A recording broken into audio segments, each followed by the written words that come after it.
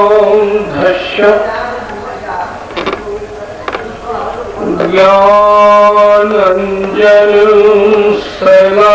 ज्ञानाञ्जनशलाकया चक्षुरुन्मीलितं येन तस्मै श्री गुरुवे नमः। मूकं करोति वाचालं पंगुलंघयते गिरिं यत् कृपातमहं।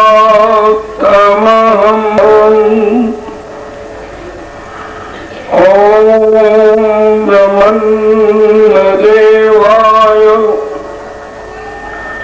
गोब्रह्महिताय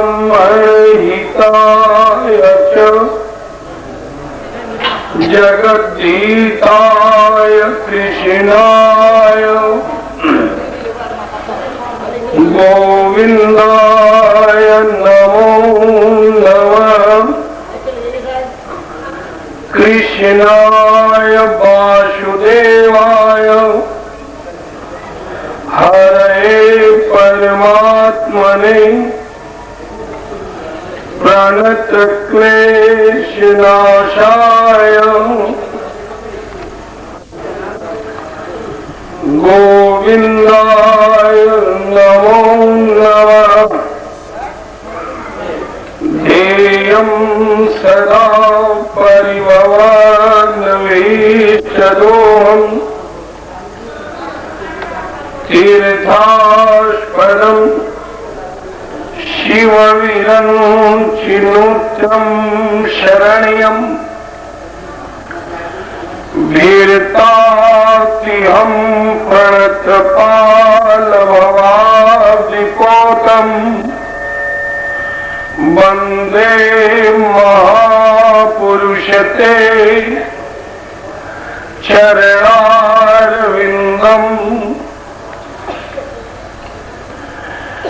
नीलाम्बुज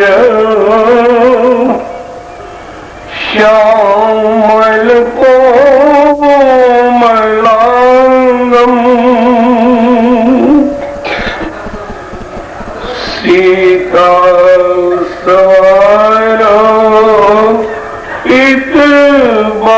सीतास्वरूपितवामभागम् पाणौ महाशायकचारुचापौ नमामि रामं रघुवंशनाथम्।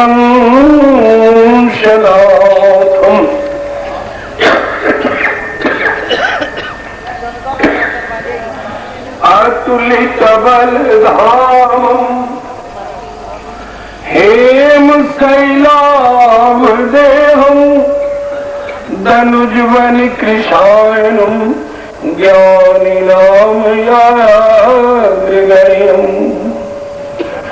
सकलगुणनिधानम् वानराणामधीशम् रघुपतिप्रियभक्तम् वासुदेवं नमामि। महादेव शिव शंकर शंभो उमाकांत हर त्रिपुरारी मृत्युंजय विकटध्वज सुरी गंगाधर मदनारी।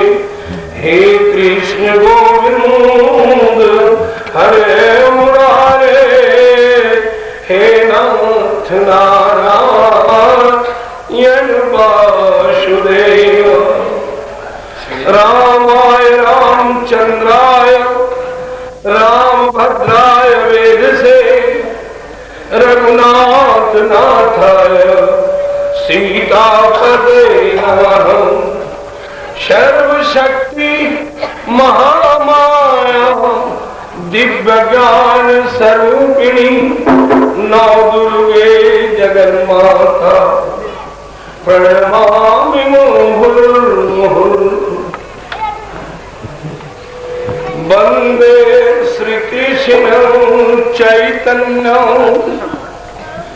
नित्यानंद सहोदितौ गौरदयो पुष्पवन्तौ चेत्रन्दौ शनुदौ तमोदौ आनर्पितृचरिञ्चिरात् करुणयावतीर्णकरौ समर्पयेतु उन्नतमुज्ज्वलरसाम् स्वभक्ति श्रियौ हरिपुरुष सुंदर गीतिकदं वशं दीपितौ सदा हृदयस्कन्धरे सुरसवसतिनन्दन। बोलो सत्य सनातन धर्म की जय, सत्य सनातन धर्म की जय। अधर्म का विनाश हो, अधर्म का विनाश हो, विश्व का कल्याण हो, विश्व का कल्याण हो। चारों धाम की जय, चारों संप्रदाय की जय, अपने अपने गुरु महाराज की जय, जय जय।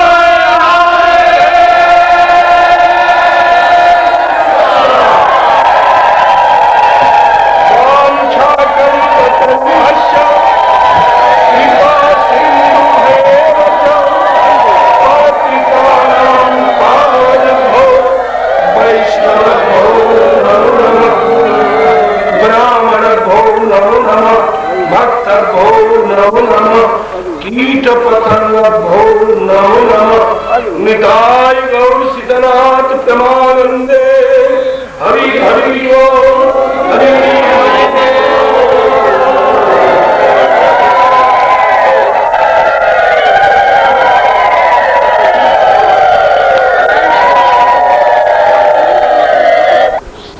আপনারা জানেন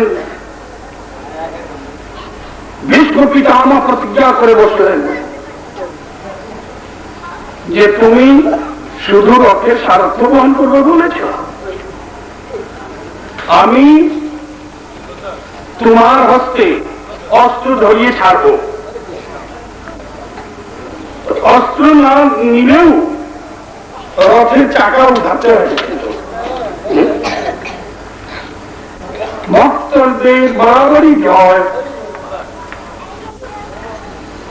যাদের হৃদয়ে প্রীতি ভালোবাসা প্রেম আছে। এই সনাতন ধর্ম যার মধ্যে রামায়ণ, শ্রীমদ ভাগবত গীতা আর সাধক কণ্ঠহার নরোত্তম প্রভুর রচনা। আজকে যে তীর্থভূমিতে এসছি, আজকে যে পুণ্যভূমিতে এসছি বা আপনারা বসেছেন, আপনারা জানেন কিনা আমার জানা নেই, ভগবানের বহু রূপ। আপনারা যে সম্মুখে আছেন আপনারাও ঈশ্বরের রূপ। কথাটা হচ্ছে না জানলে অজ্ঞতা চরম কষ্ট এনে দেয় জীবনে, ধর্মে, জাতিতে। আজ ভগবান কেমন ভাবে আসেন আমাদের এখানে বিশিষ্ট দ্বৈতবাদ আর দ্বৈতবাদ, নির্গুণ সগুণ, নিরাকার সাকার, এই সমস্ত কিছু রয়েছে। রয়েছেন 33 কোটি দেবতার পরে আরো কিছু বেড়ে গেছেন। কিন্তু বৈষ্ণব সমাজ, ভক্ত সমাজ, এই যদি আমরা বলি ঈশ্বর তো নিরাকার, অগুণ বলছে, আগুণম অখণ্ডম অনন্তম অনাদি, তিনি অগুণ, অখণ্ড, অনন্ত, অনাদি, অসীম, অব্যক্ত, অভাষ্য, নির্গুণ, নিরাকার, নির্বিকার, নির্বিকার। তাহলে তারই মূর্তি, তারই রূপ, এর পিছনে তপস্যা আছে। কার তপস্যা? সৃষ্টির প্রথম সৃষ্ট মানব। আমি চলে আসছি। এই সৃষ্টির প্রথম সৃষ্ট মানব হচ্ছেন স্বয়ম্ভু মনু আর শতরূপা। বহুদিন তারা রাজকাজ করলেন, হিংসা দেশে ছিলেন। যেমন আমরা কেউ শাক্ত তো কেউ গান করত, কেউ আমরা ওই বৈষ্ণব তো কেউ স্বর্গ। আর আচ্ছা বাবা, আছো ভালো, এটা থাকো, ক্ষতি নাই। আমাদের মধ্যে 17 গণ্ডা বিভেদ। যেমন আমি ঝুমু প্রফেসর বিজন পটিয়া কলেজের সায়েন্সের প্রফেসর, তার স্ত্রী ঝুমু, আর তার কন্যা সুবর্ণা বা তার ছেলে বাচ্চা বাবু। তার শ্বশুর বাড়িতে গেলাম, তার শ্বশুর হচ্ছেন সুকুমার চৌধুরী, আমি চিনি না। তো আমাকে বিজন পরিচয় করিয়ে দিচ্ছে। কি? হ্যাঁ বাবা, ইনি আমার শ্বশুর মশাই। উনি দণ্ডবোধ করলেন। এরপর ঝুমু বলে, তিনি আমার বাবা, তিনি আমার বাবা। আর বললাম ঠিক আছে। এরপরে বাচ্চাবাবু বলে, দাদুমণি তিনি আমাদের দাদু। কি বলে? লোক একটা আর 3 রকমের। আরে সুকুমার চৌধুরী, সুকুমার চৌধুরী, তোমার সম্বন্ধে যে ভেদ আছে, বুঝতে পেরেছ? সম্বন্ধে ভেদ আছে। সম্বন্ধ ভেদে এখন ঝুমু তাকে শ্বশুর বলতে পারবে না, বাবা তো ডাকবে নাকি? গোষ্ঠী সুধার লোক তাকে নমন করবে, তো প্রণাম করবে।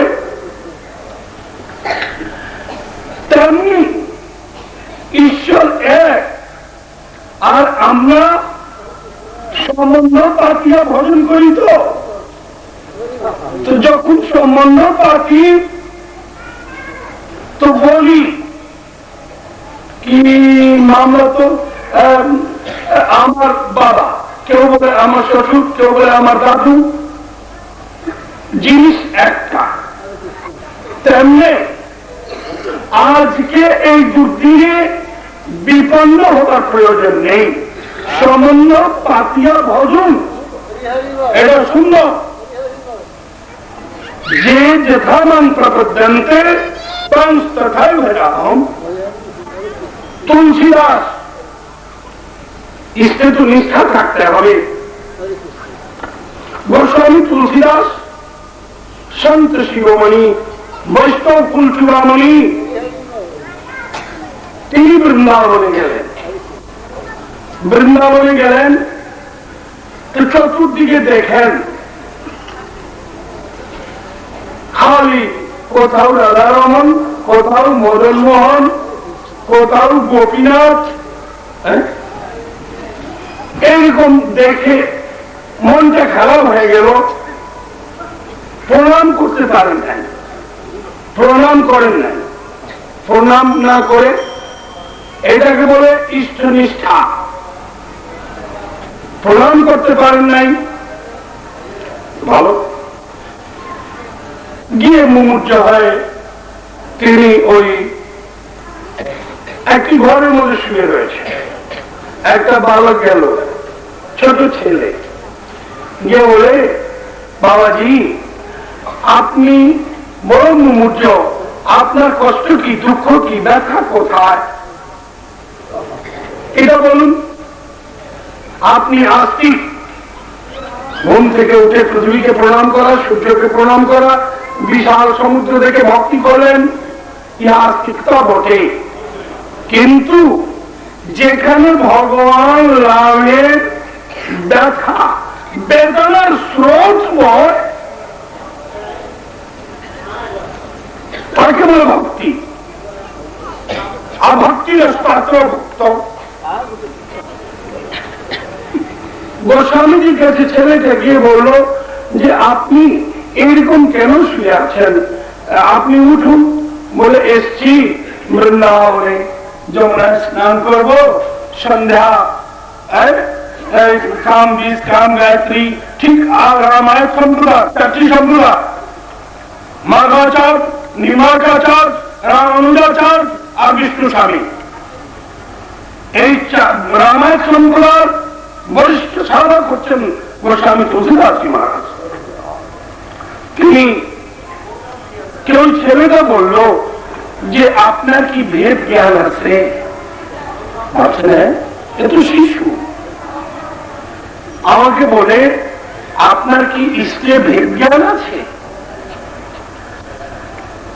বললেন একটু তুমি যা বলতে চাচ্ছ ঠিক আছে, কিন্তু যেন একটা রাম মূর্তিটা দেখলে বড় আনন্দ পাই।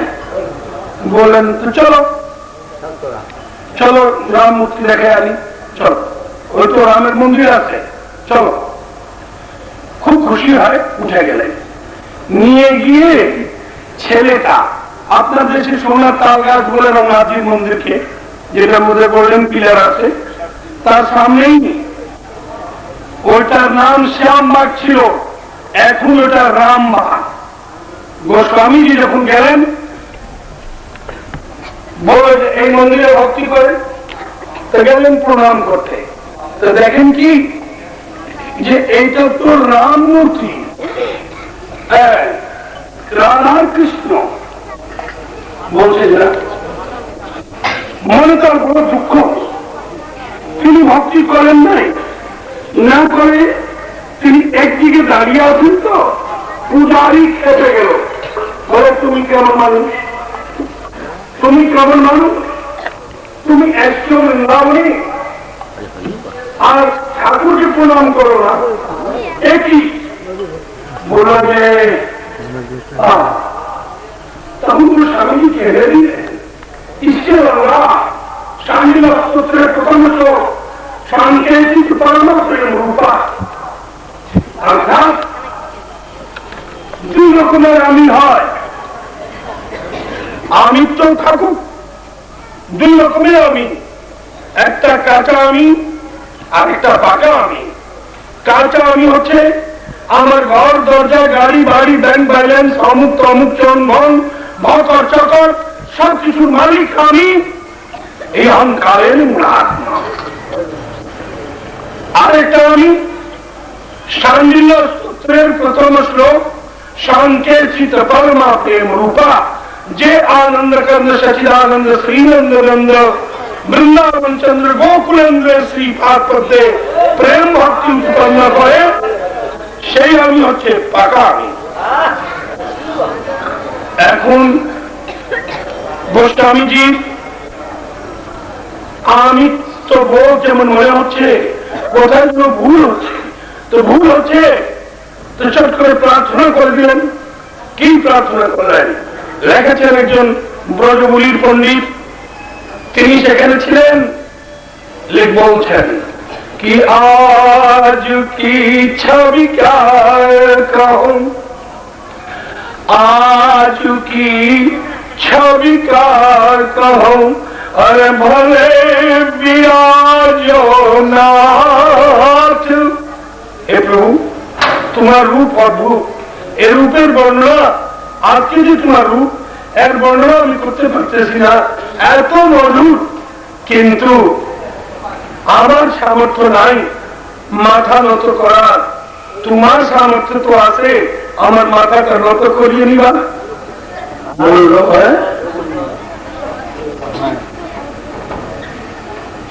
তো বলছেন कि तुलसी मस्तक तब नवे जब धनुष बाण लो हाथ। আমার মাথা নত হবে, জানি রাম আর কৃষ্ণের ভেদ নেই, তবু তোমাকে ধনুষ আর বাণ ধারণ করতে হবে। এখন ইষ্টে অনুমান মুখে বললে হবে না। তুমি দর্শন করতে আসছো নারায়ণ, কৃষ্ণ বাণী দর্শন করো, রাম বাণী দর্শন করে না। যদি ক্ষমতা থাকে, তোমার ভক্তির জোর থাকে, উদান্যতা ঝগড়া অশিষ্টতা করলে তো চলবে না। মনে রাখবেন সেদিন তিনি কি করলেন।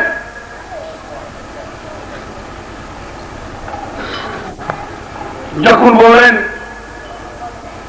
कि तुलसी मस्तक तब नवे जब धनुष बाण लो हाथ, तो भक्त की बात सुनी प्रभु अब रहो नहीं ब्रजनाथ। मुरली हाथ फेंक दई, मुरली हाथ फेंक दई, अश्याम भयो रघुनाथ। तখন করুণালয় বর্ণালয় কৃপা সিন্ধু দীন বন্ধু দীনানাথ শ্রী ভগবান হাত থেকে বাঁশি ফেলে ভক্তের ইচ্ছা পূরণ করার জন্য তিনি কৃষ্ণ থেকে রাম হয়ে গেলেন। তাহলে এটা আপনার হৃদয়ের বিশুদ্ধতার উপর নির্ভর করতেছে, অশুদ্ধতার উপরে নয়। আপনি ভেদ জ্ঞান করেন কেন? ভজনের শক্তি থাকে, ভজনে শক্তির প্রয়োজন হয়। এই তুলসীদাস দিন কত, অহংকার বলতে গেলে কিছু নেই। তখনকার দিনে আজ থেকে 527 বছর পূর্বে, 11 বছর, 511 বছর পূর্বে অল ইন্ডিয়া বৈষ্ণব সম্মেলন হলো। কোথায়? জয়পুরে, চুরুতে। সে বৈষ্ণব সম্মেলনের সভাপতিত্ব করবেন, নেতৃত্ব করবেন গোস্বামী তুলসীদাস। এবং অল ইন্ডিয়া বৈষ্ণব সম্মেলনের অল ইন্ডিয়া বৈষ্ণব সম্মেলনের প্রেসিডেন্ট ছিলেন নারাদাসজি মহারাজ। নারাদাসের পিছনে একদিকে রাধারানী বলতেন একটু খেয়ে নে, একদিকে কৃষ্ণ বলতেন তোর ব্যথা হয়ে গেছে, ঝোলা আমাকে দে। এই ভগবানের প্রভুরা তার দাসত্ব করত। কিন্তু নারাদাসজি মহারাজ যে সম্মেলন দেখেছেন, বহুত বৈষ্ণবরা এসেছেন। গোস্বামীজি মহাপ্রভু 8টি শ্লোক রচনা করেছেন, তাকে বলা হয় শিক্ষাষ্টকের উপায়। তার প্রথমটা হচ্ছে তৃণাদপি তিলকে নিজেকে যদি অধম মনে করি, অধম হই, তখন কি হয় জানেন? গোস্বামী তুলসীদাস এরকম মঞ্চ বানানো হয়েছে, সব ঠিক, চতুর্দিকে যে গোস্বামীজি এই সভার সভাপতিত্ব করবেন বৈষ্ণব সম্মেলন, কিন্তু দিনহীন ভাবে বৈষ্ণব রামায়ণ সম্প্রদায় এত বরিয়ান আর বরিয়ান বরিষ্ঠ বৈষ্ণব তিনি গিয়ে এক মনে বসে যাচ্ছেন। এখন এরকম বসে রয়েছেন, তো সভা শেষ হলো, এখন পণ্ডিত বসবে। পণ্ডিত মানে ভোজনের জন্য সাধুরাজের বছর থেকে পণ্ডিত বলে, তো সব বসেছে। গোস্বামীজি তিনিও সাধুদের মধ্যে ওই কিনারায় বসেছেন প্রসাদ পাওয়ার জন্য। প্রসাদ পেতে বসেছেন, এখন পরিবেশন করছে, সাধুরা পরিবেশন করতেছেন, তো তিনিও প্রসাদ পাবেন। প্রসাদ পাবেন, এখন মালপুয়া পুরি এই অন্য প্রসাদ হয় না, এটা কাঁচা ভান্ডারা বেঙ্গলে বেশি হয়, আর আমাদের এখানে পাকা ভান্ডারা হয়। এই হালুয়া মালপুয়া পুরি কসমই ক্ষীর পায়েস যেটা বলেন আপনারা, এরকম ছাড়ো। তো এখন দিতে দিতে যখন পায়েসের নম্বর এসেছে, পায়েস দেওয়া হবে, তো তুল গোস্বামীজির কাছে কোনো পাত্র নাই, তারা সব পাত্র নিয়ে গেছে। তিনি ওইটা করে এক বৈষ্ণব জুতা নিয়ে তার মধ্যে বলছে এখন যে পরিবেশন করতেছে সে বলল ছি ছি ছি, এই জুতা ফেলে দিন, আপনি কোথেকে এসছেন, কি সাধু আপনি? তখন তিনি বলেন আমি সাধু না, আমি চিত্রকূট থেকে এসেছি। ব্যঙ্গ করে বলল তুলসীদাস আসেন নাই, ওই তার প্রতিনিধি তোমাকে পাঠিয়েছেন। তখন তিনি দাঁড়িয়ে বললেন হাত ধরে যে পাঠান নাই, আমি নিজেই তুলসীদাস। এখন হলো হাল্লা চতুর্দিকে, কি তুলসীদাস এসেছেন, জুতার মধ্যে পায়েস দিলেন না, মহারাজ মহারাজ ষষ্ঠাঙ্গ করলেন, মহারাজ আপনি চলুন একটু। মঞ্চে নিয়ে জিজ্ঞেস করলেন আপনি এইরকম কেন করলেন? বলছেন শুনো, ভক্ত পদ ভক্ত পদ ভক্ত ভক্ত অবশেষ এই তিন সাধনের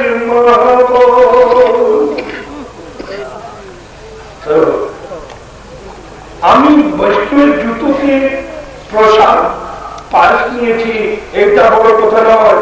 যদি আমার পিঠে চামড়া চুলিয়ে বৈষ্ণবের পায়ের জুতা বানিয়ে দেওয়া হয়, আমি কি ধন্যবাদ, কি বৈষ্ণবতা। আপনারা জানেন বৈষ্ণব কি বস্তু? এই বৈষ্ণব হওয়ার জন্য উঁচ নীচ ভেদ ধ্যান, শাস্ত্র শৈব ভেদ ধ্যান, ইয়া কি জানেন? মনে রাখবেন চৈতন্য মহাপ্রভু তিনি অন্তর কৃষ্ণ বহির্গৌর, রাধা কৃষ্ণ মিলিত তনু, তিনি বলেছিলেন যে জীবের সম্মান দিবে জেনে কৃষ্ণ অধিষ্ঠান। আমি সিলেটের মৌলভীবাজার বেরিয়েছি, তারা সবাই চিনে প্রবেশের বাংলা। আমাকে ওরা জিজ্ঞেস করে বসলো যে বলুন আমরা কোন ধর্মে, আমাদের কি কোন ধর্ম আছে? আমরা শিল্পা, যারা আদিত্য পুরুষ আদিত্য মোহন দ্বিতীয় অধ্যায় পড়েছেন, সে মেহতরের ছেলে আমাকে কারবালা থেকে বের করে দেয়, বললো আপনি এখানে কেন এসেছেন?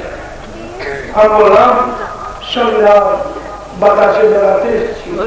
বলে এত পার্ক থাকতে আপনি এখানে আসলেন কেন? আমরা এখানকার বাতাস পবিত্র সুন্দর, তাই এসেছি।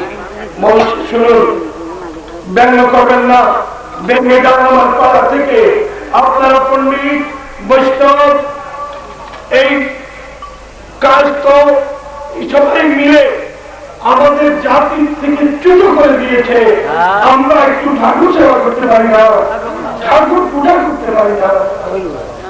আমি বললাম শুনো, I am also just like you.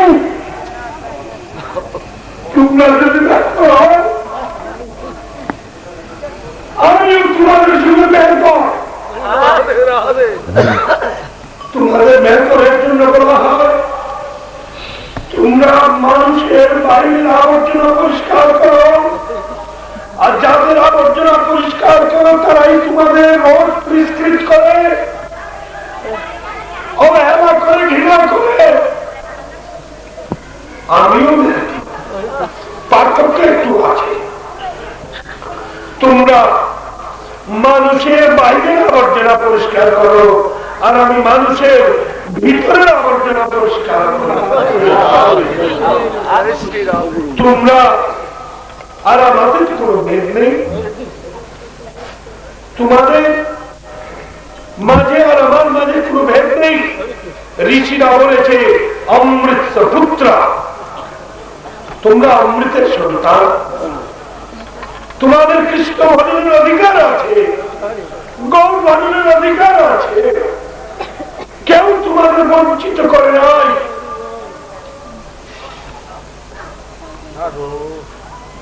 বিজন বাবু বা এখানে অনেক উপস্থিত আছে, তারা সেখানে গেছেন। আমি তাদেরকে নিয়ে সুবিটেলেন ইন্ডিয়ার আমার শিষ্য সমরেশ চন্দ্রীর বাসায় গেলাম। ওরা জনসভা হয়ে আমাদের কোনো মানুষ না, শহরের সব বড় বড় ধনী মানি জানি বসে আছে। আমি তাদেরকে বললাম শুনো, রাধারানী আমাকে নতুন চিত্র দেখিয়েছে, সেখান থেকে এরা এসছেন, এদের আমি দীক্ষা দিব। আমি যখন রাত্রে ছুটে যাচ্ছি, শহরের যে ব্রাহ্মণ শিষ্য কায়স্থ শিষ্যরা সব আমার কাছে ছুটে আসলো। নাম বলবো না, যেমন চট্টগ্রামে সাধারণ চাকরির বড় পুত্র এসছে বাচ্চু,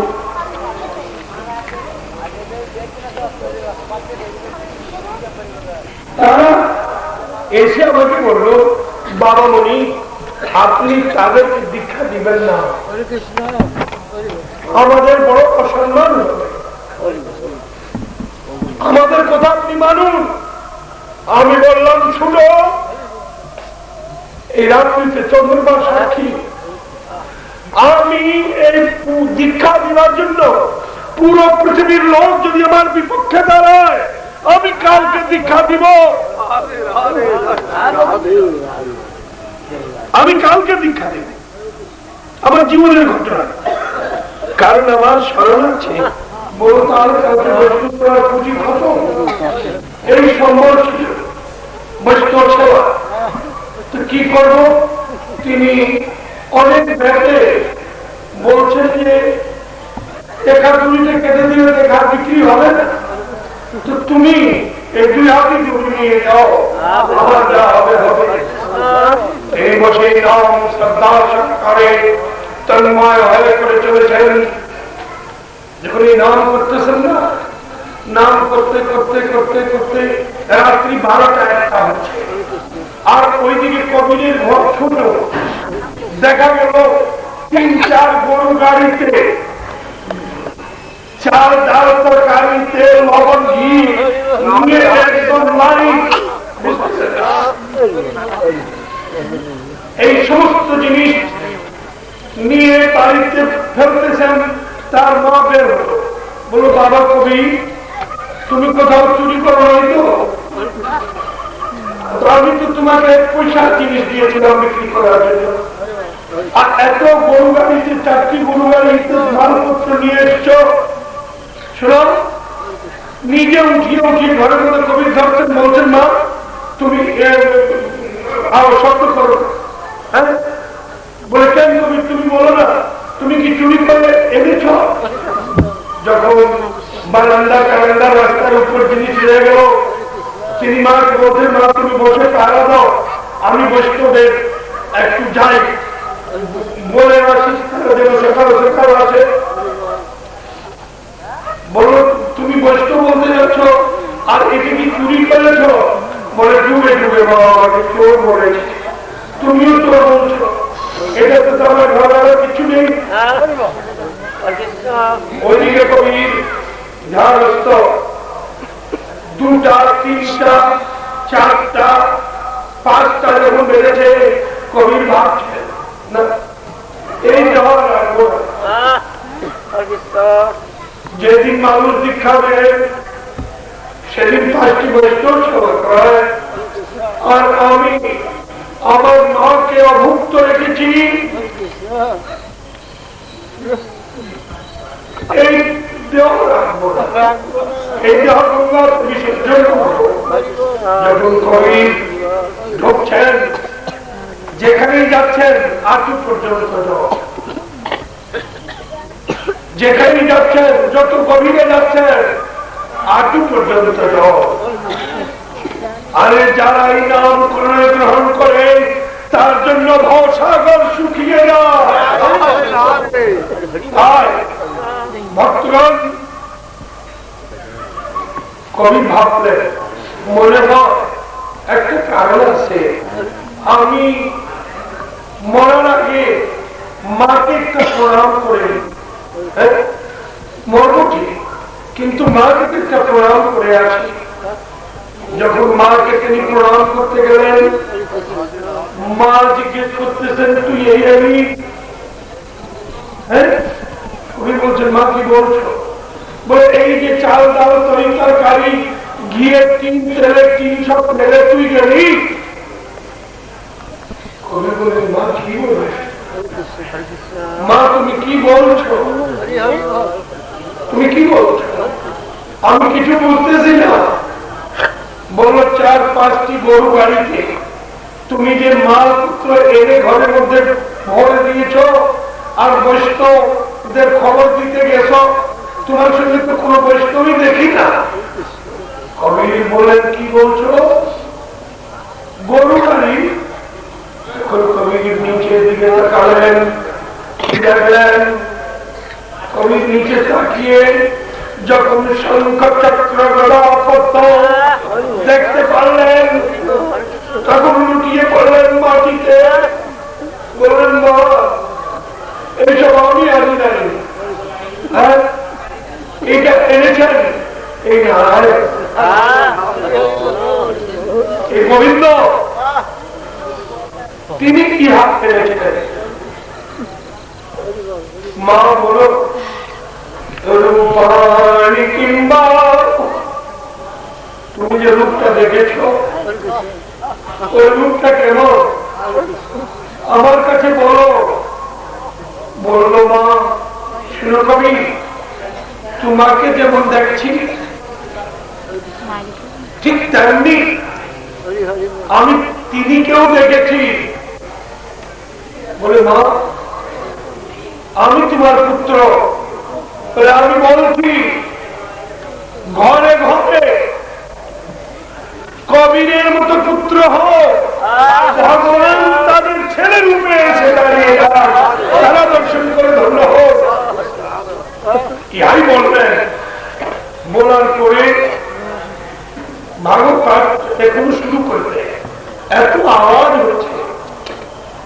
ভক্তগণ কবির গেলেন, যাওয়ার পরে বৈষ্ণবরা সব আসছে, রান্না বান্না শুরু হয়ে গেল। যখন রান্না বান্না সব শুরু হয়েছে, ভোগ দিবার সময় বৈষ্ণব জিজ্ঞাসা করলেন যে শোনো, তোমার গুরুর কোথায়? তোমার গুরুর আসন দেখছি না, কারণ সব পূজার আগে প্রথম গুরুর পূজা করতে হয়, গুরুর আসন থাকতে হয়। তোমার গুরুদেব কোথায়? তিনি বলছেন যে তিনি, তোমার গুরুকে বলে স্বামী রামানন্দজি মহারাজ। তখন একজন বলে আমরা এই ভোগ লাগাবো না, তুমি আমাদের ধোকা দিচ্ছ বলে বলে যাও, একজন যাও আর সিধা বলে রামানন্দকে জিজ্ঞেস করে আসে। রামানন্দজি সিদ্ধান্ত বৈষ্ণবের সমাজে কুসংস্কার, সৎ শিক্ষার অভাব, তাই তিনি দূর করার জন্য বললেন কি যাও, এইরকম লোক তো আমি চিনি না। এখন যখন লোকটি এসে বলছে কি এইরকম লোক রামানন্দজি ছিলেন না, তখন সবাই চোরা উঠে বলছে চলো এখান থেকে, আমরা এখানে প্রসাদ পাবো না, কারণ সে অদীক্ষিত, অদীক্ষিতের জলও খেতে নেই, চলো যাই। এমন সময় কবি একটা চিঠি লিখলেন, স্বামীজি আপনার চরণে আমার প্রণাম, আজ হাজার হাজার বৈষ্ণব এখান থেকে অভুক্ত চলে যাচ্ছে। বৈষ্ণবরা কি জানে এই যে তারা প্রসাদ পাবে এই বোঝা ভগবান নিজে বহন করিয়া নিয়েছেন, এটাকে বলে অজ্ঞতা। এখন স্বামী রামানন্দজি পত্র পাওয়া আমার ছুটে আসলেন, কে কবির, কোথায় তুমি? কবির তখন সামনে হাত জোর করে মাটিতে শুয়ে ষষ্ঠাঙ্গে দণ্ডবত দিলেন, বলছেন প্রভু আপনার অদম শিষ্য আমি কবির। বলে তুমি আমার থেকে দীক্ষা নিয়েছ? বলে কখন? গতকাল রাত্রে। গতকাল রাত্রে পঞ্চম নম্বর সিঁড়িতে কথা শুয়ে রাতে আমি শুয়েছিলাম, তোমার পাদুকা সচরণ এসে আমার বুকে যখন উঠলো, আমি স্বপ্নে আদেশ পেয়েছিলাম দশাশুয়ের ঘাটে পঞ্চম নম্বর সিঁড়িতে শুয়ে থাকো। শুয়েছি, তোমার পাদুকা চরণ যখন আমার বুকে পড়লো, তোমার মুখ থেকে এই নাম মন্ত্র বেরিয়ে পড়লো, আমি তাই গ্রহণ করে ছুটে চলে আসলাম। বললো তাই নাকি? আরে বৈষ্ণবরা বসো, সবাই বসো, কবির একবার আবার স্নান করে আসো। কবিরের সাক্ষীতে লেখা আছে যখন তিনি স্নান করে আসলেন, আসার পরে বসেছেন দীক্ষা দেওয়ার জন্য স্বামী রামানন্দজি। বলেন এখন তোমরা দেখো দীক্ষা দিচ্ছি। কবির যখন দীক্ষা নিচ্ছেন দেখেন এ কি আশ্চর্য, বলে কি একদিকে গুরু রয়েছে, তো একদিকে গোবিন্দ দাঁড়িয়ে আছে। আমার মস্তকে একদিকে গোবিন্দ আশীর্বাদ করতেছেন, আর আমার গুরু আমার কর্মে দীক্ষা দান করতেছেন। এখন আমি প্রণাম কাকে করি? আমার সামনে তো বড় সমস্যা, আমি কাকে প্রণাম করবো? কবির লিখেছেন কি গুরু গোবিন্দ খড়ে, একই সঙ্গে গুরু আর ভগবান দুইজনই রয়েছেন। গুরু গোবিন্দ খড়ে কাকে লাগু পায়, কাকে প্রণাম করবো? কবি তখন ভাবলেন কি বলিহারি গুরু আপকি जो गोविंद जियो बताए। हे गुरुदेव, আর তোমার কর্ম যদি না থাকতো তাহলে এই গোবিন্দকে আমি চিনতে পারতাম না। এর জন্য প্রথম প্রণাম তোমার চরণে। বৈষ্ণবতা কি? ভগবান কোথায় বিপন্ন জানেন? যতক্ষণ আপনার যোগ্যতা হবে না, আপনার মধ্যে থেকে এই আবর্জনা দূর হবে না। মহাপ্রভুর দ্বিতীয় শ্লোক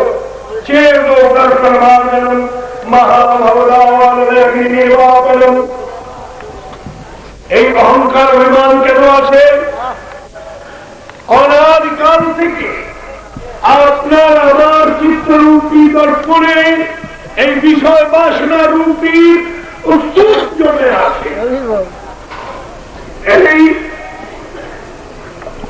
চিত্তরূপী দর্পণে আমার কথা নয়, সেজন্য মহাপ্রভু বলেছেন, কি বললেন? কিছে পরমার্জনম, এই চিত্তরূপী দর্পণকে পরিষ্কৃত করো, পরিধাত করো, অকলুষ করো, তার পবিত্র করো। কেমন ভাবে হবে? এইটা নয় দীক্ষা নেবার পরে হিংসাতে, যেমন একটা লোক ও তপস্যা করতেছে, ভগবানকে খালি ডাকে, ডাকতে ডাকতে ডাকতে ডাকতে ওর ভগবান হচ্ছেন বিখ্যাত ভূত ভাবন শঙ্কর। ও বলে ওর নমঃ শিবায়, তো নমঃ শিবায়। পার্বতী শিবকে বললেন যে ওই লোকটা এত ডাকে, তুমি শুনো না তোমার কানে? চলো না দেখি ও কি চায়। তো এরা দুইজনই গেল, যে জিজ্ঞেস করলো, এ ভক্ত তুমি কি চাও বল? বলে আমি ধন চাই। ধন? আমাকে টাকা পয়সা আমার থেকে বরাবর বড় থাকবে। তো ও বলে আমার বাড়ি একতলা হোক, তো প্রতিবেশী বাড়ি দুতলা হয়ে যায়। ও বলে আমাকে 5 লাখ টাকা দাও, তো প্রতিবেশী 10 লাখ টাকা হয়ে যায়।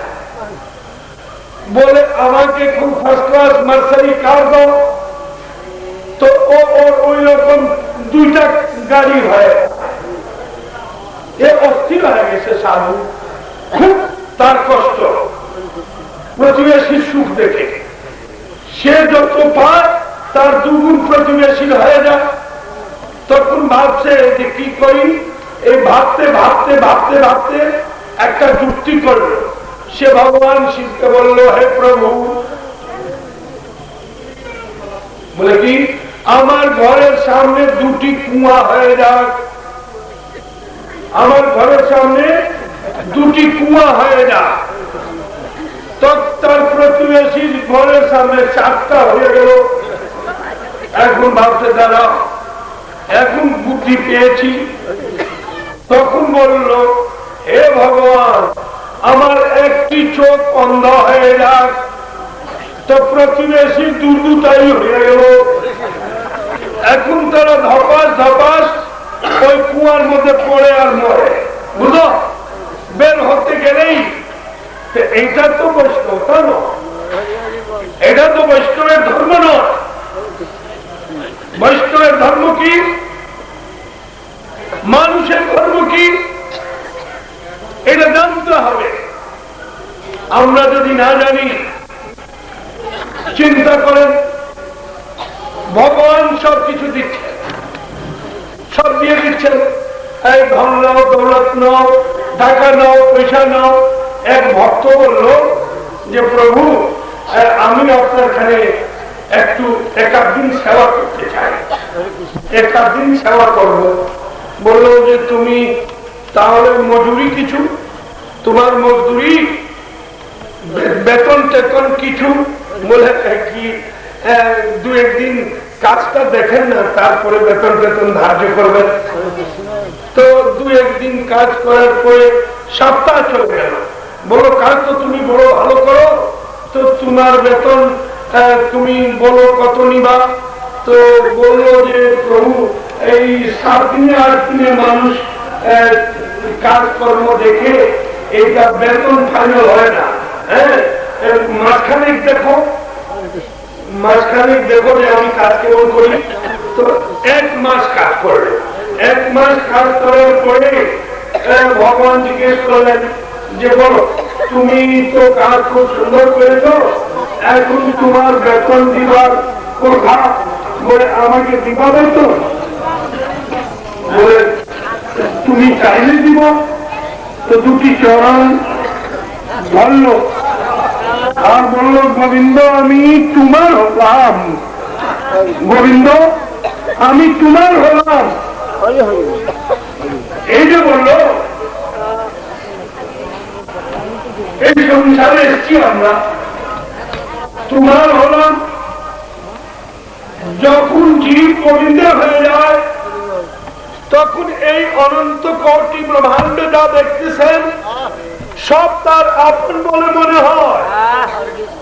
যেমন একটি মেয়ের যখন আপনি বিয়ে দেন, একটি মেয়েকে বিয়ে দিবার পরে যখন স্বামীর চরণে মাথা রাখে তো তার আত্মীয় স্বজন বেড়ে যায়। এটা পুরা শ্বশুর, জেঠা শ্বশুর, ভাই হোক নাকি, তারপর মামা শ্বশুর, এটা আত্মীয় ছিল, তার থেকে অনেক আত্মীয় বেড়ে যায়। ঠিক তেমনি পরমপতি শ্রী গোবিন্দের চরণে মাথা রাখলে এই জগৎ আত্মীয় বলিয়া মনে হয়। যতদিন পর্যন্ত ভগবানের সঙ্গে প্রীতি হবে না, ভগবানের চরণে মাথা যাবে না, ততদিন পর্যন্ত এই সমাজ থেকে সর্ব সমাজ, বৈষ্ণব সমাজ, জ্ঞানপুত্র সমাজ, পণ্ডিত সমাজ, জ্ঞানী সমাজ, ধ্যানী সমাজ, যোগী সমাজ, ঋষি সমাজের ভিতর থেকে এই দ্বেষ হিংসার লড়াই যাবে না। ভগবানের চরণে মাথা রাখো, যে যাই করুন করুন, আপনি ধ্যান করুন।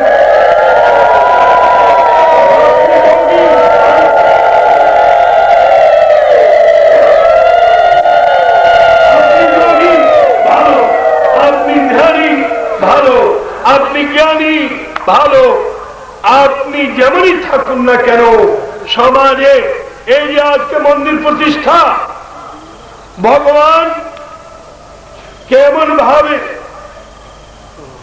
তিনি রয়েছেন এখানে জানেন। শ্রী ভগবান খেলছে এই খেলাটা, যদ্যপি এখনো লীলা করেন গৌর রায়, কোন কোন ভাগ্যবানে দেখি তিনি খেলছেন।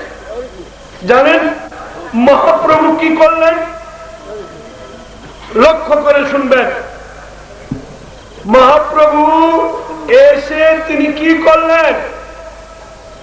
2 ভাই জগতের স্থায়ী অন্ধকার, কে? শ্রী গৌরাঙ্গ মহাপ্রভু আর নিতাই চাঁদ।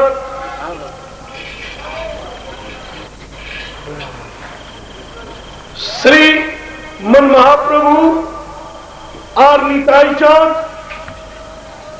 এই তমসাচ্ছন্ন জীবের 2 রকমের অন্ধকার, বাহ্য অন্ধকার আর একটা জীবের হৃদয় গহ্বরে অন্ধকার। তার নদিয়ার আকাশে উদিত হয়ে জীবের মনের অন্ধকার দূর করলেন। আর 1 নম্বর কাজ, জীবের দুর্দশা কিসে দূর হবে? এক ভাগবত বড় ভাগবত শাস্ত্র, আর এক ভাগবত ভক্ত ভক্তি রস পাত্র। 2 ভাই জগতের স্থায়ী অন্ধকার, দুহার শুনে করান, দুহার সাক্ষাৎকার। এই 2টা কি সাক্ষাৎ? এক ভাগবত বড় ভাগবত শাস্ত্র, আর এক ভাগবত ভক্ত ভক্তি রস পাত্র। এখন ভক্ত আর ভাগবতের পরিচয় নাই, দেখা নাই, বুঝলেন না? অর্থাৎ ভাগবতের মরমটা, ভাগবতের ভিতরের কথাটা ভক্তরা বুঝে নেয়। তো মহাপ্রভু কি করলেন? এই দুর্দিনে কি করা যায়? বলে ভক্ত আর ভাগবতের সাক্ষাৎ। এই সাক্ষাৎটা কেমন? আমি আপনাকে দেখলাম, আপনি আমাকে দেখলেন, আপনি আমার চোখ মুখ দেখলেন, আমি আপনার চোখ মুখ দেখলাম, এটাকে দেখা বলে। সাক্ষাৎ কাকে বলে জানেন? আত্মা আত্মার মিলন, অন্তর অন্তরের মিলনের নাম হচ্ছে সাক্ষাৎ। মহাপ্রভু দেখলেন কি করা যায়। যেমন ধরেন, আরো সহজ দৃষ্টান্ত দিয়ে বুঝায়। একটা লোক ওই বসে রয়েছে রাস্তার উপরে, রাজপথে একটা লোক বসে রয়েছে। কেন? বলে তার দুটি পা নাই, সে হাঁটতে পারে না। তো রাজপথে বসে আছে, আর একটা লোক ওই পথ ধরে যাচ্ছে, গিয়েই ধপাস করে পড়ে গেল ওই লোকটার দেহের উপরে।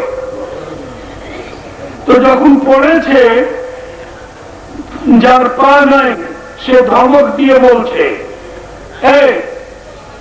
তুমি অন্ধ, দেখো না আমি সামনে বসে আছি, তুমি এসে আমার গায়ের উপর পড়ে গেছ।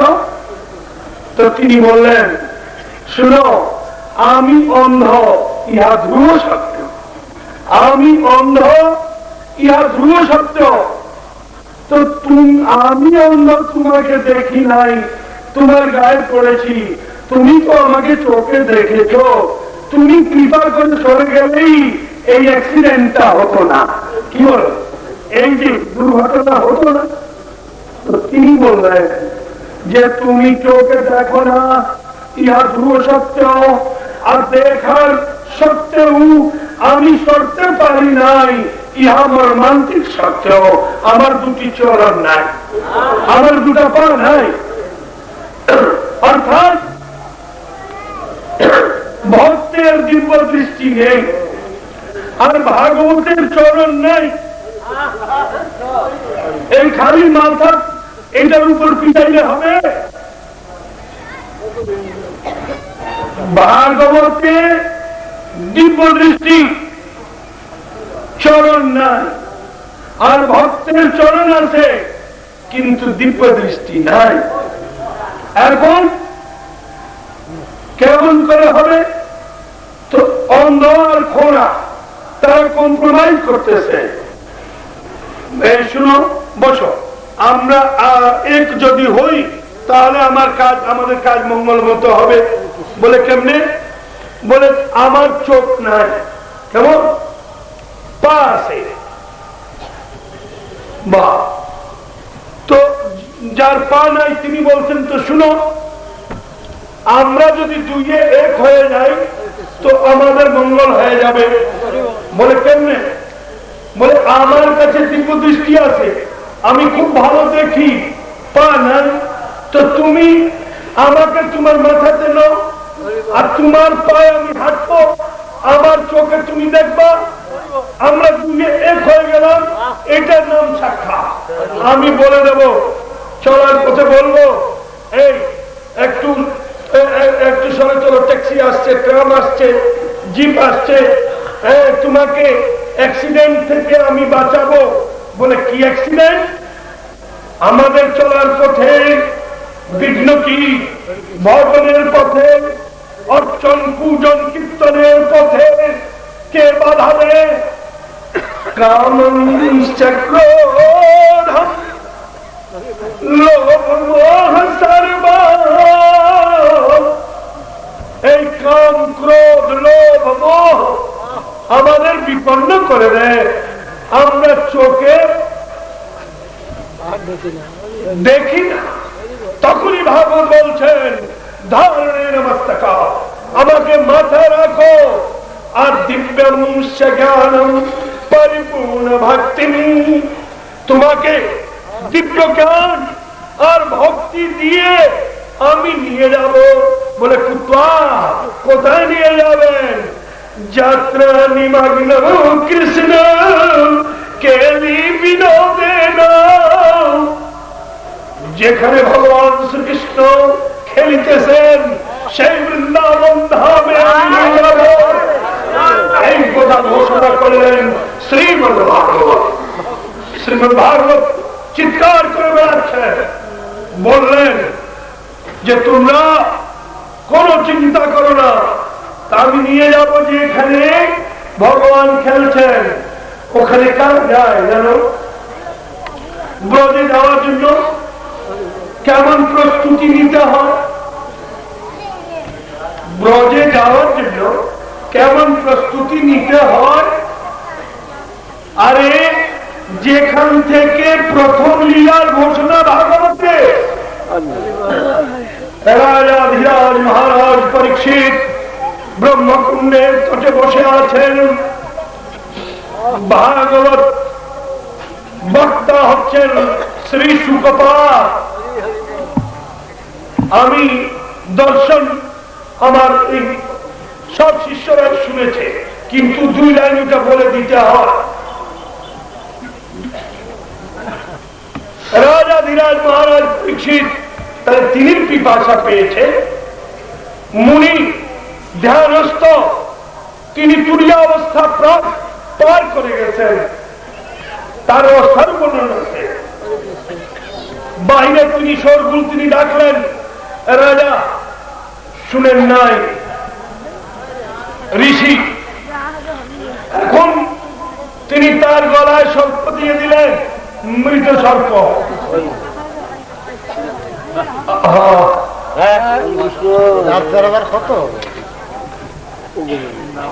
তিনি মৃত সর্প গলায় দিয়েছিলেন, তার নাম ছিল তক্ষক। এই 7 দিন পরে মহারাজ পরীক্ষিতকে সর্প দংশন করবে। 7 দিনের মধ্যেই মহারাজ পরীক্ষিতকে সর্প দংশন করবে। তার জন্য তিনি ভাগবত শুনবেন।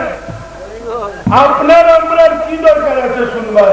আমাদের তো সাপ কাটবে না নাকি?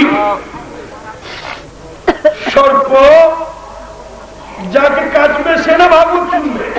বলে না ভক্তগণ, এটাই স্মরণ করিয়ে দিই প্রত্যেকটি সভাতে, তক্ষক ইজ নট এ স্নেক। তক্ষক কোন সর্প নয়। তক্ষক শব্দের অর্থ অহংকার। এই অহংকার সুন্দর জীবনকে দংশন করে যাচ্ছে, গোবিন্দ বহির্মুখ করে যাচ্ছে। আর মৃত্যু, মহারাজ পরীক্ষিত শুধু 7 দিনের মধ্যে মরেন নাই, তুমি আমি এই সংসারের সব লোক 7 দিনের মধ্যেই মরবে। আর কি হয়? বৃহস্পতি, শুক্র, শনি, রবি, সোম, মঙ্গল, বুধ হিসাব করে 8 দিন তৈরি হবে মরার জন্য। এই 7 দিনের মধ্যেই মরতে হবে। সুতরাং এই অহংকারকে দূর করার জন্য আপনার ভাগবত শ্রবণের প্রয়োজন আছে। ভাগবত শুনতে হবে। এই ভাগবত যেখান থেকে লীলার ঘোষণা করেছেন তার নাম হচ্ছে গোকুলে। গো মানে ইন্দ্রিয় আর কুল মানে কিনারা। যারা ইন্দ্রিয়াতীত হইয়াছে, যাদের ইন্দ্রিয়গত ধর্ম শেষ হইয়া এই প্রাকৃতিক জগৎ থেকে অপ্রাকৃতিক চিন্ময় জগতে প্রবেশ করেছেন, তাদের সঙ্গে ভগবান খেলবে। এই প্রস্তুতি নিতে হবে, এই শৃঙ্গার করতে হবে, শরীরকে বানাতে হবে। কেমন ভাবে বানাবেন? কেমন ভাবে বানাতে হবে? যেমন বেদম গিয়াতে আপনারা কি মনে করেন গোবিন্দের ওই চরণ বেদে নাই? গোপালন দেখবা, অর্থাৎ গো মানে বেদ আর পদ মানে ছন্দ। ওই বেদের ছন্দেও গোবিন্দের চরণ চিহ্ন রইয়াছে। ব্রজে তিনি খেলবেন, তো খেলতে এসেছে, খেলবেন ভালো কথা, খেলুন। আপনি জগৎযাত্রা অনন্ত কোটি ব্রহ্মাণ্ডে খেলেছেন, আমাদের এখানে খেলতে এসছেন, ভালো খেলেন। তো আসলেন তিনি কেমন ভাবে? তিনি নির্গুণ নিরাকার, 23,000 বছর তপস্যা করেছিলেন, সর্ব মনুমার শতরূপা। তিনি প্রসন্ন হয়ে বর দিয়েছিলেন, কি বলেছিলেন? তব সুতায় জগতে হিতা, আমি জগতের কল্যাণের জন্য তোমার পুত্র হব। ত্রেতাতে চক্রবর্তী সম্রাট মহারাজ দশরথ তিনি হচ্ছেন জ্ঞান, জ্ঞান, আর কৌশল্যা হচ্ছেন ভক্তি। বুঝলেন? যখন ঈশ্বর ধরাধামে আসে, একটা তপস্যা আছে যেটা তাকে নামিয়ে আনে। তো যখন তিনি প্রগট হলেন কৌশল্যার গৃহে, এই মন্দিরে যে মূর্তি দেখতেছেন গলাপদ্ম, শঙ্খচক্র গলাপদ্ম, এই নিয়ে তিনি প্রগট হলেন। অদ্ভুত রূপানি এই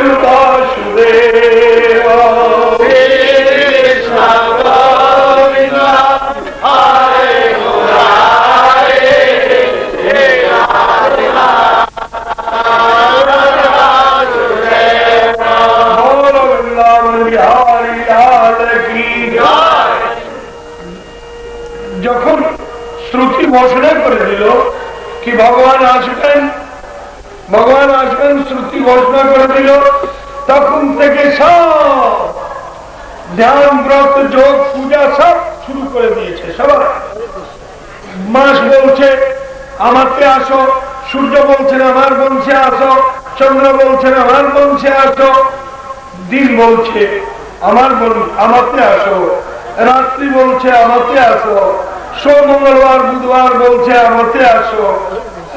সবাই ডাকছে, ডাকার লাভ আছে। আপনারা মনে রাখবেন যে কেমন ভাবে তাকে আনতে হয়। সবাই বলছেন আমাকে আসো, কিন্তু তিনি চলে আসলেন ত্রেতায়। তিনি আসলেন চক্রবর্তী সম্রাট মহারাজ দশরথের ঘরে নিজ স্বরূপে। ভগবানকে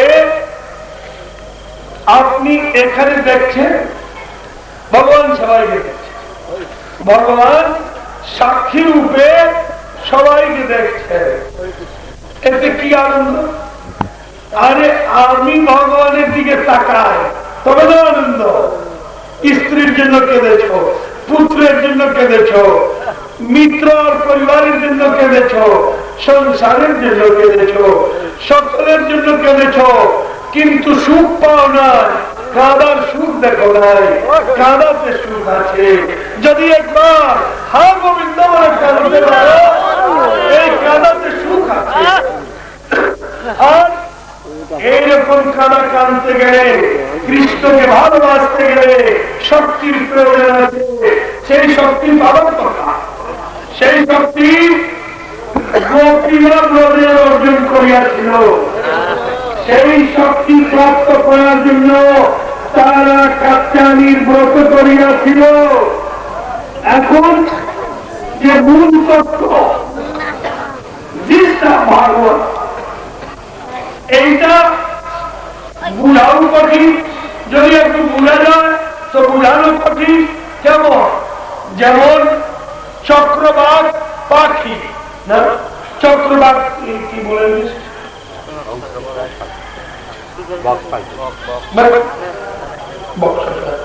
চক্রবাক তারা রাত্রিতে পৃথক থাকে, এমন পাখি ধরে নাও চক্রবাক পাখি, ওইটা রাত্রিতে পৃথক থাকে। তার কাছে গিয়ে যদি কেউ মিলনের কথা জিজ্ঞেস করে, সে বলতে পারবে? তার বুদ্ধি বাইরে। আবার সারসের জোড়া, সারস পাখি আছে না, সারসের জোড়া বরাবর একসঙ্গে থাকে না, কোন সময় তারা এদিকে ওদিকে হয় না। তো যখন এদিকে ওদিকে হয় না, তো তাদের কাছে গিয়ে কেউ যদি বিয়োগের কথা জিজ্ঞেস করে, তারা বলতে পারবে? আরে চন্দ্রমা চকর, চকর একটি পাখি আছে, সাধুদের চকরের তুলনা দেওয়া হয় সংস্কৃত ভাষায়, সংস্কৃত সাহিত্যে বা আধ্যাত্মিক তত্ত্বেও বরাবর সাধুদের চকর বলা হয়েছে। সংসারিককে বলে কেন? চন্দ্রমা যখন উঠে যায়, চকর অন্য সব কাজকর্ম করে, খায় দায় ঘুমায় সব করে, কিন্তু যখন চন্দ্রমা উদিত হন তখন তার পরিবার পরিজন সহ ওই দিকেই তাকিয়ে থাকে, আর কোন দিকে যায় না। ঠিক তেমনি যখন কৃষ্ণচন্দ্র আকাশে উদিত হন, তখন এই ভক্ত চকর একমাত্র কৃষ্ণময় হয়ে যায়, কৃষ্ণের দিকে দৃষ্টি দেয়। চন্দ্রমা চকরকে জ্যোৎস্না দিবার জন্যই জন্মগ্রহণ করেছেন, আর চকর জন্মগ্রহণ করেছে ওই চন্দ্রমার জ্যোৎস্না থেকে নিবার জন্য। ভক্ত জন্মগ্রহণ করেছে ভগবান ভগবান করার জন্য, ভগবান জন্মগ্রহণ করে ভক্ত ভক্ত বলে খেলার জন্য। জানো, ভক্ত ভগবানের জন্য কাঁদে, ভগবান ভক্তের জন্য কাঁদে, উচ্চ স্বরে কাঁদে প্রভু জীবন লাগিয়া। এই যে খবর, এই যে সংবাদ আপনি পাবেন থেকে, এই যে শক্তি, এই যে শক্তি, প্রেম কি রকম, প্রেমের যে মাধুর্য, প্রেম কেমনে হবে আপনার আমার? আমরা তো বলে যায় করিতে করিতে নাম প্রেম উপজয়, নাম করতে করতে প্রেম হয়। কেমন? নাম করতে করতে প্রেম হয়, তো ভালো কথা।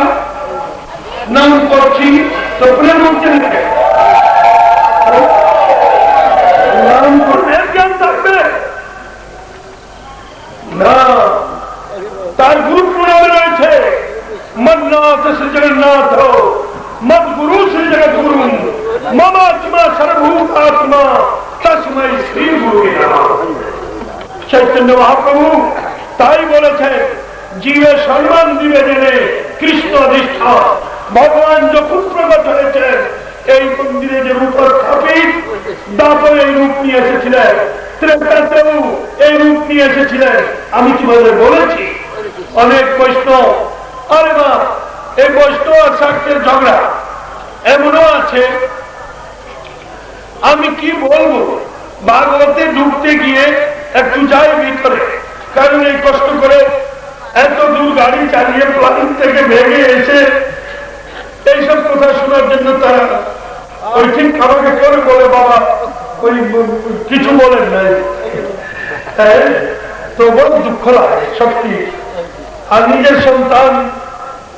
সন্তানের ক্ষীরা নিবৃত্তি যদি না দান করতে পারে, তো হাহাকার তার চিত্তে কেমনে খাওয়াবে? তবু আমি দিচ্ছি, গোপীরা এই প্রেম বাড়ে কেমনে জানো? যেমন এক ভক্ত ভগবানকে বলল যে প্রভু এই রোজ রোজ মালপুয়া রসগোল্লা রাজভোগ মালভোগ ছেড়ে আনন্দ কি বাড়ে? এটা বেড়ান কেন তোমরা ওই কাজ কি ব্যাপার? আমি বুঝছি, আমি ওই দিক থেকে ফিরেছি আর তোমরা ওইটা জয় মঙ্গল জয় হয়েছে। ছেলেরা অনেক দূর থেকে এসছে ভাগত শুনতে, এরা জয় দিতে উঠায় দুঃখ হয়ে ঘরে গেছে। আর এইদিকে তারা ওই আমাকে দুঃখ দিচ্ছে, এরকম কথা অনেকটা বলা যায় না। बोलो सत्य सनातन धर्म की, सत्य सनातन धर्म की, अधर्म का अधर्म का विश्व का चारों धाम की, चारों संप्रदाय की, अपने अपने गुरु महाराज की जय जय राधे।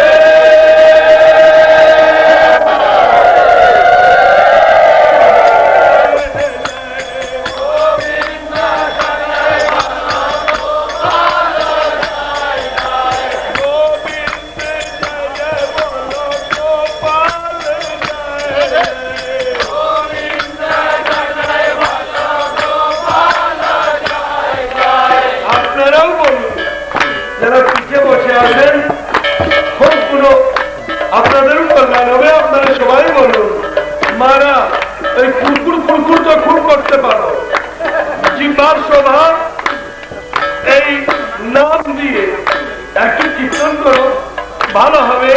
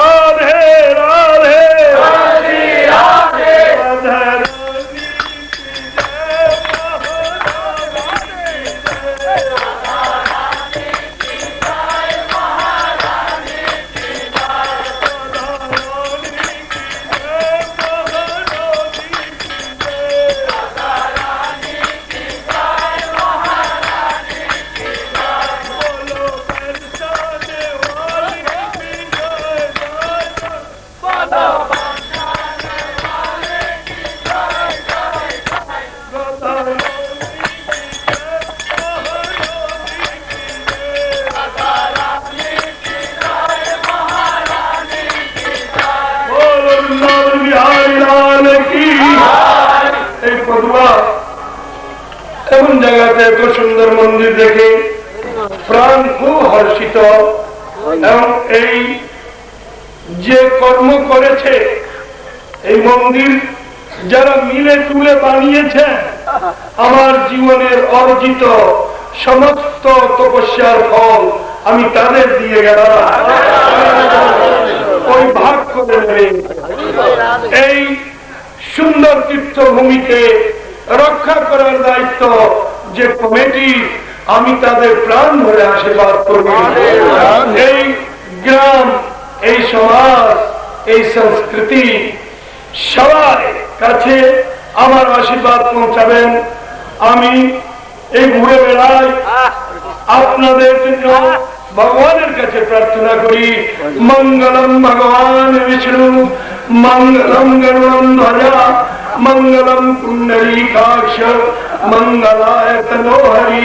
ভগবান আপনাদের মঙ্গল করুন, আপনাদের সন্তান সন্ততির মঙ্গল করুন, আপনার ওই পরিবেশ, আপনাদের ওই প্রতিবেশী গ্রামের মঙ্গল করুন, আপনার ইন্ডিয়ানের মঙ্গল করুন, আপনার সমাজের মঙ্গল করুন, আপনার সংস্কৃতির মঙ্গল করুন, আপনার দেশ বাংলাদেশের মঙ্গল করুন। এই মনে আমি এখানে বিশ্রাম দিচ্ছি। নিতাই গৌরনাথ প্রেমানন্দে, হরি হরি বল, হরি হরি বল।